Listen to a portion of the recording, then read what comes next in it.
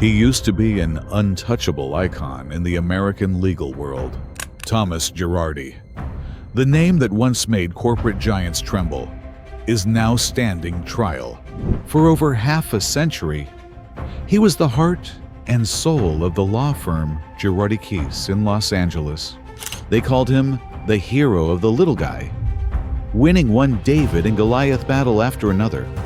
From Pacific Gas and Electric to Lockheed Martin and Boeing, he made even the biggest players cough up cash. The explosive lawsuit against PG&E even inspired the hit Hollywood movie, Erin Brockovich, starring Julia Roberts. But was Girardi truly the hero the screen has painted him to be? He married Erica Girardi, star of The Real Housewives of Beverly Hills. A flashy power couple with a multi-million-dollar mansion, a private jet, and lavish parties broadcast across America. But few people know, Erica was once just a single waitress who walked into Girardi's life when he was 60, and she was only 28. A picture-perfect marriage, or just the glittering surface of something darker? Now Girardi is divorced. His career is in ruins, and he's being sued. But here's the real question. Is it Girardi who's on trial, or the entire system that protected him for so long? This lawsuit isn't just a legal bombshell. It's a crack in the glossy wall of Hollywood's illusion. Thomas Girardi wasn't just a famous lawyer. He was a legend, a symbol of American justice, a name respected by both the legal world and the entertainment elite. A man who once had an entire nation in awe and now has them watching in disbelief. He married a reality TV star. He inspired blockbuster films, from courtrooms to red carpets. Girardi's life played out like a Hollywood movie until the genre suddenly switched to true crime. And when the leading man falls from grace, the whole world stops to watch. He stands accused of embezzling tens of millions of dollars meant for victims, including widows, children, cancer patients, even survivors of disasters. The backlash was instant. Major outlets like the Los Angeles Times, New York Times, and People magazine blasted headlines across the nation. The story exploded across forums, social media, podcasts, and talk shows, from LA to New York, from Hollywood, all the way to Tokyo. And the public fiercely divided. The guy doesn't even know where he is anymore. What's the point of a trial? Don't throw an 86-year-old man with Alzheimer's in prison. Let him die in peace. And what about Erica? She is rocking million-dollar gowns on TV while his victims can't even afford basic medical care. Why isn't anyone going after her? This wasn't a stumble. It was a calculated crime. A lawyer, someone who knew the law inside out, twisted the system to drain every last dollar from people who had nothing left. Girardi once made history. Now history is turning on him. And the public is split between pity and a hunger for justice. Is this the final chapter of a fallen titan, or just the opening scene of something much darker? Before we call Thomas Girardi a betrayer of public trust, we need to rewind and see how he climbed to the top of America's legal world. He grew up in Los Angeles, fueled by fiery dreams born from black and white episodes of Perry Mason, the fictional lawyer who always won his cases through sharp intellect and unshakable justice. That dream took him to a Juris Doctor degree from Loyola, followed by a Master of Laws from New York University. Then in 1965, he founded his own firm, Girardi Keese, right in the heart of the City of Angels. And that's where the legend of Thomas Girardi began. He didn't choose to represent the rich. He chose the ones crushed by the system. Patients, factory workers, single mothers, people broken in body and spirit by someone else's negligence.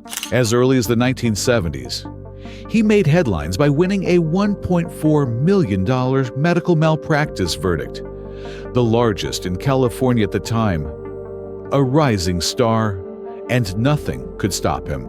Then came the toxic torts, lawsuits fighting for victims of chemical exposure, polluted air, and invisible harms the legal system once struggled to define. Ford, Merck, PG&E. These were giants, but Girardi was bigger. He won more than 30 verdicts of $1 million or more, and over 100 multi-million-dollar settlements. But the peak? That came in 1993. That year, Girardi and a team of lawyers represented the residents of Hinckley, California, a town whose drinking water was poisoned with hexavalent chromium, leaking from a PG&E compressor station. The result? A $333 million settlement, a staggering figure, a landmark case. And later, it became the inspiration for the film Erin Brockovich, the movie that took Girardi's name around the world. The question is, was he already stealing back then? At the time, he was still a hero, still celebrated, still the powerful man with a beautiful young wife at his side. But recent revelations suggest that the embezzlement didn't come to light until sometime between 2010 and 2020. So what really happened behind the spotlight? Did Girardi simply spiral in his old age? Or is this just the tip of a decades-long manipulation? Was he quietly skimming from massive settlement payouts as early as the 1990s and no one noticed? Could it be that all along, the hero was just a mask? Suddenly, I was part of this very public victory that everyone could understand, Girardi proudly said in an interview back in 2000. And as he himself admitted, that landmark case against PG&E didn't just make him a legal legend. It opened the door to fame, fortune, and secrets that only money could afford to bury. At first, it was all true. Thomas Girardi was the embodiment of justice for the forgotten, but over time, something started to rot from within. In November 2020, while America was still reeling from the pandemic, Erica Girardi suddenly filed for divorce. What seemed like just another case of irreconcilable differences quickly unraveled into something far more explosive. A legal firestorm closed in on Thomas Girardi. He was accused of embezzling millions in settlement money, funds that were meant for victims of real-life tragedies. Former partners turned on him. Clients filed lawsuits. And the once mighty law firm, Girardi Keese, teetered on the edge of bankruptcy. By March 2021, a federal court officially declared that Girardi had embezzled more than $15 million from his own clients. And from that moment on, a haunting question began to echo through the public. Was Erica's sudden divorce just part of the game? A strategic move to protect the assets before the hammer of justice could come crashing down? In the world of the ultra-wealthy, where prenuptial agreements and asset structures are more twisted than a maze, a sham divorce can be the perfect legal shield in an oncoming storm. Erica walked away. But did she really walk away? The media buzzed with speculation. That wasn't the end of a marriage. That was the opening act in a cover-up worth millions. Don't tell me she didn't know. The Birkin bags, the private jets, the six-figure stage shows. Where did that money come from?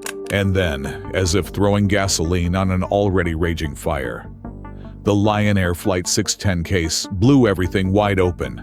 Girardi, once hailed as a champion for the victims, was accused of stealing at least $2 million from funds meant for the families of those who died in the Boeing crash. There is nothing more heartbreaking than learning that grieving mothers, orphan children, the ones left behind after unimaginable loss, never received a single dollar.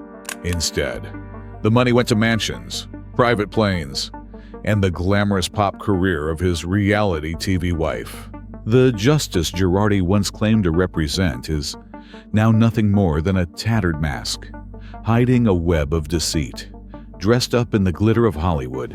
In March 2021, just weeks after being disbarred, Thomas Girardi was suddenly diagnosed with early-stage Alzheimer's. A development that felt a little too well-timed. Almost instantly, he was moved into a luxury memory care facility. And just like that, as if scripted, crime headlines gave way to medical reports. Girardi, the high society clown of justice, was now portrayed as a pitiful old man with a shattered memory. But not everyone was buying it, because while public sympathy started to shift, the Los Angeles Times dropped a bombshell. Girardi had been sued over 100 times. Yes, 100. And the list of plaintiffs read like an endless indictment.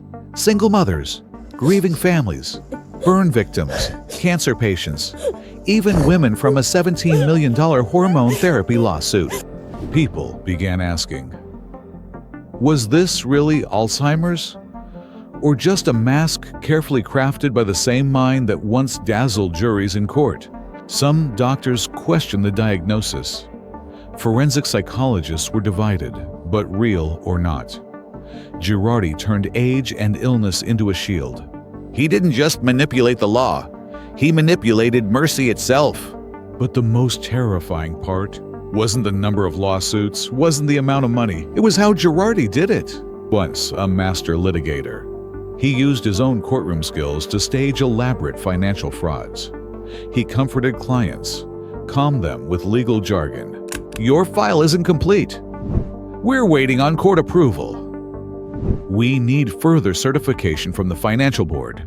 Meanwhile, the settlement money had already been wired to Girardi Keese's account, and then it vanished.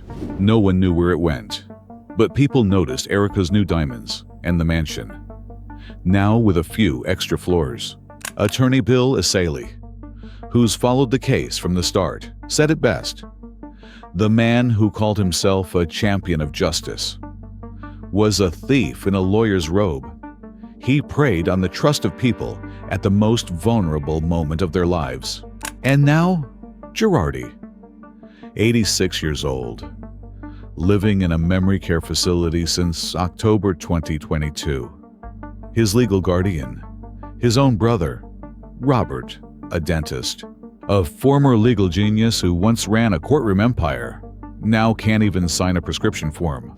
In August 2024, Girardi stood trial in federal court. The jury found him guilty of wire fraud and embezzling tens of millions of dollars. That historic trial ended with a sentence that stunned many.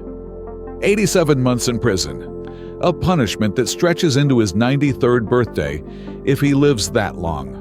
In addition to the prison time, he was also ordered to pay $2.3 million in fines. Will that money ever be enough to make up for what he stole from hundreds of families? And now, at the edge of life, what does a prison sentence even mean? Has the justice system truly won? When the man who defrauded so many spent a lifetime in luxury and most of the stolen millions remain unrecovered? Or in the end, is Thomas Girardi just a painful reminder that sometimes justice comes too late and hits far too softly?